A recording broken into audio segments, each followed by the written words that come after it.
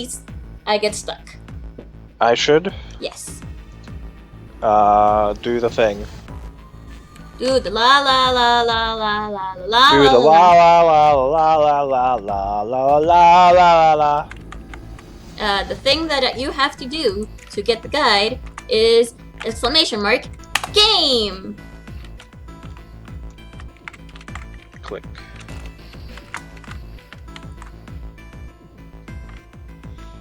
At some point, we need to Play more Borderlands? Yes, I agree. that. But I was gonna say watch/catch up with excuse me, Yu-Gi-Oh! The Abridged series. So I'm what up to ending are you date with doing? it. I'm not. Control FED 05 05, and it'll take you to the ending that we have to do. Hey, wait! Junpei's cry echoed across the room. The 4 people walking towards the door stopped and turned back toward him. I want to go through door 5 too. The words were scarcely out of his mouth when Jun spoke up. What? What are you saying, Jumpy? If you're going through that door, then I'm going with you. He turned around to look at her. No, you can't. I can take you with me. Why? Well, you know what's in there, don't you? Are you sure you want to see that? June opened her mouth. Hi, Dobby. I have an idea for Pants on Head Week, but I need more people to be around so I can say the idea.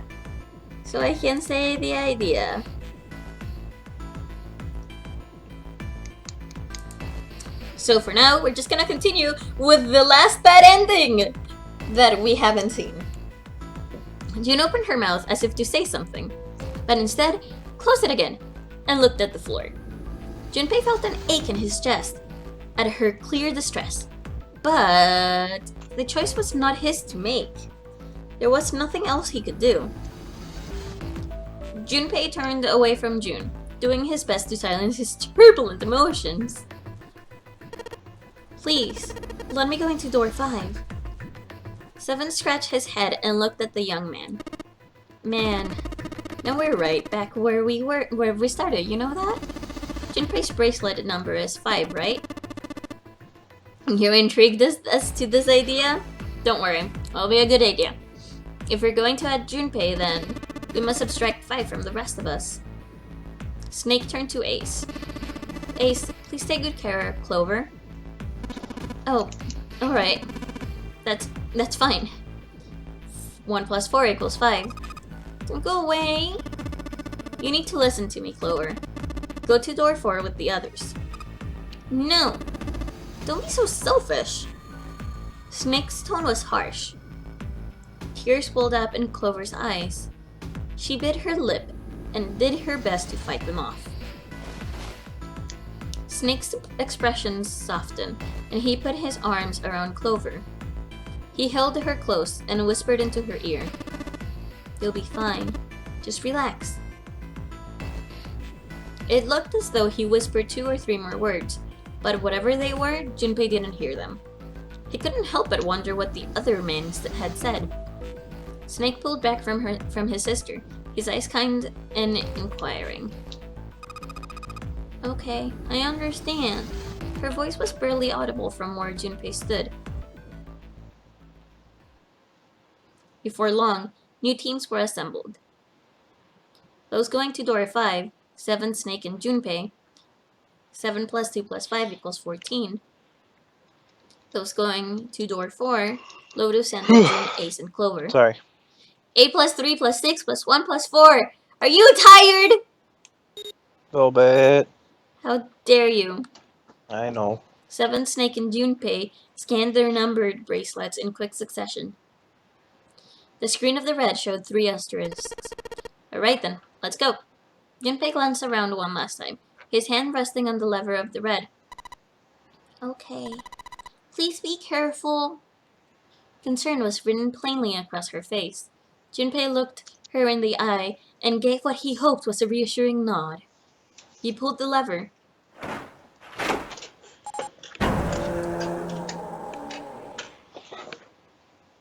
With the sharp clack of a lock releasing, the door swung open. Ahead of them, in the small hallway, were the pitiful remains of the ninth man. Ow. For a moment, Ow. Junpei froze. Try as he might, his eyes would not leave the corpse, and his feet would not leave the floor. 7-2 seemed paralyzed. Snake, on the other hand, seemed unconcerned. He walked quite calmly down the bloody hallway, and only stopped when he realized his companions weren't following. Do you intend to kill me? I assume you haven't forgotten the door only remains open for 9 seconds, have you? He hadn't even bothered to turn around. His head was, at most, slightly cocked toward one shoulder, and I can't speak. Junpei and Seven looked at one another, nodded, and threw themselves through the door. As they did, a cold tone sounded from the left wrists of all 3 men. Seven and Junpei looked down at their bracelets. On both of them, and on Snake's, a red skull had flickered to life. The detonator had begun its countdown. I'm sorry, Patrick! They had scarcely processed this information when the door closed in front of them, or behind them? Or to their left, or their right? We don't know. With a metallic slam, the number door behind them swung shut. That's the answer, behind them. Unless they could find the device that would deactivate detonators on their wrists, they would not be leaving the hallway. Hey, where's the dead? The fear and urgency in Seven's face reflected with what all 3 of them felt. Junpei spun around, searching desperately for the dead. He found it easily enough. It was on the wall next to the closed door labeled 5. Found it! Right here!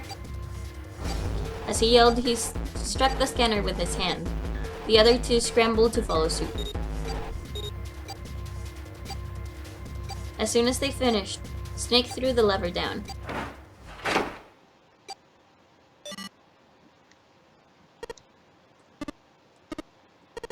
Phew. Well, it looks like it stopped. As he spoke, Junpei wiped the sweat from his forehead with a trembling hand. God damn, this thing's gonna give me a heart attack. A muscle stood out in Seven's neck, and the corners of his mouth were twitching. Junpei, are you alright? Are you guys okay? They could hear anxious voices, muffled but distinct, from the other side of the door. Yeah, we're fine. The detonators have been deactivated. They heard relief sighs, and even through the door, the 3 men could feel the tension disperse. Alright, we're moving on. Be careful, okay? Okay. Sure thing. They heard footsteps moving away, and before long, they were alone again.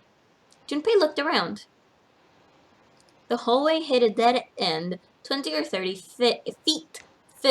feet from where they stood, because Firi cannot fucking read or speak English. I can't read or speak English. Oh no. So sad. Uh-huh. A thick iron wall blocked their way. Try as they might to force it, the wall refused to move.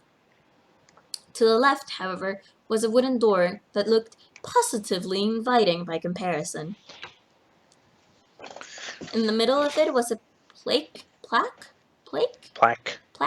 that read. Red. I know. First class. Sorry. A first class cabin, huh? Well, it seems like it. Let's have a look then, shall we?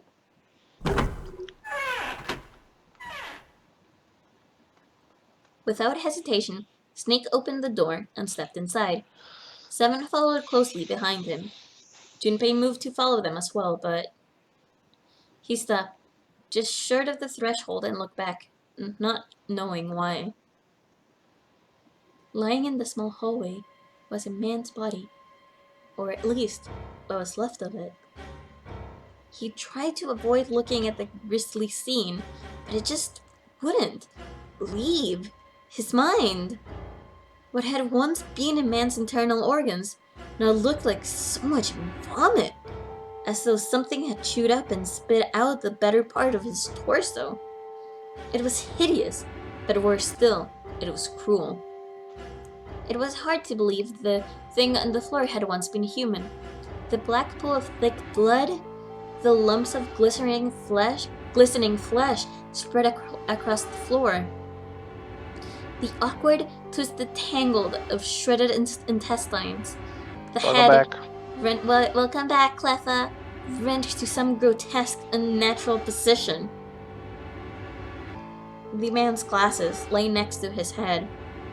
The lenses were cracked, and the frame bent and distorted. Next to the glasses lay a bracelet, the number 9 still displayed in its face. Lastly, let us discuss how to remove the bracelets. There are only 2 ways to do so. Hi, Mudu! 1. Welcome. You escape from the ship.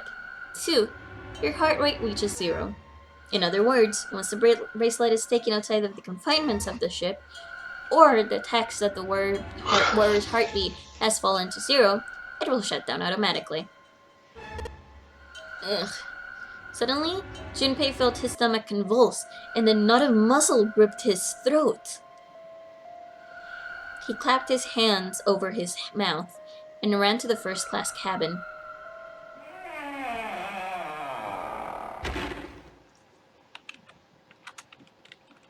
Okay. Let me see. Kitty, do not leave. How many people are here? Let me see. I think enough people are here. I mean, I'll repeat myself. But let's start. So, Dovi, I think today's the last day to enter Pants on Head submissions, right? For Pants on Head week. Is it?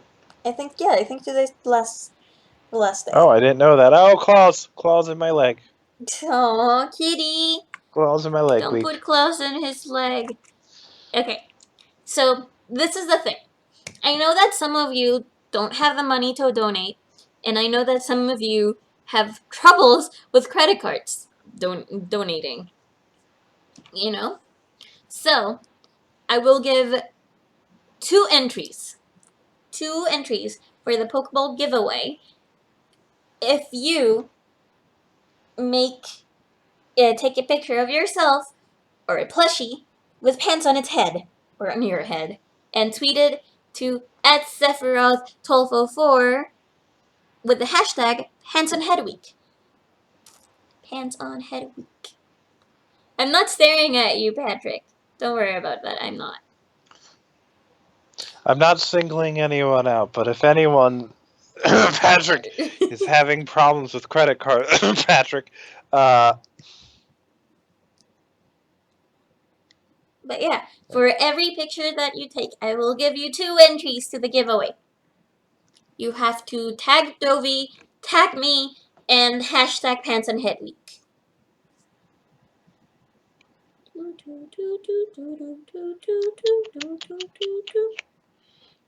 Do shorts count? I don't know. Dovi, do shorts count? Do animals wearing shorts count? Do Pokeballs count? ha ha, ow, ow, ow. I will show you my submission that I took a couple of days ago. Just so you can see it. That's my submission. That's my submission to Pants on Head Week. That's my submission. So 2 entries for Firi for her own giveaway. Two entries.